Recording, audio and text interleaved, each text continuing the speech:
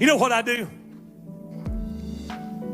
I said, God, how can I lead people to Christ? I want to lead people to Christ, but Lord, what's a way I can do it? How can I do it in a way that doesn't turn people off? Because we're living in such an offensive society. This ain't 1950 no more. So he said, I want you to do this.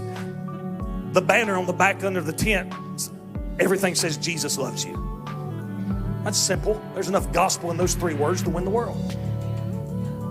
So about 3 years ago, every restaurant I go in and they bring me the receipt, I would just write, Jesus loves you on the top.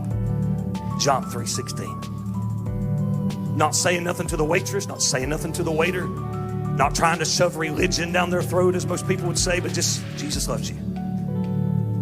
Do you know how many people have been saved just reading those 3 words?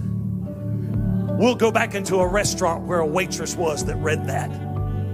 Tears will come down out of her eyes and say, do you remember me? I'm like, yeah, I remember you. She's like, you're the guy that wrote Jesus loves you on my ticket.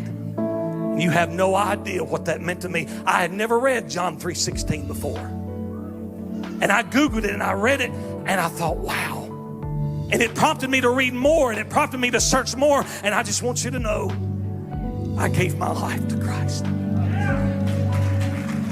And at that moment of somebody being born again, you please the Father, but it builds and stirs up the love in your heart for Jesus even more, because it takes you back to that moment when Jesus loved on you so much and you got born again. Ladies and gentlemen, it takes me back to May the 20th, 2016, when I was just an alcohol drinking preacher's kid on my way to hell, and the Baptists had walked out on me. My family had pretty much forsaken me, but God had a plan for my life, and he showed me his son's love, and he saved me and he changed me. And I'm telling you, if you fall back in love with Jesus, everything else fixes itself.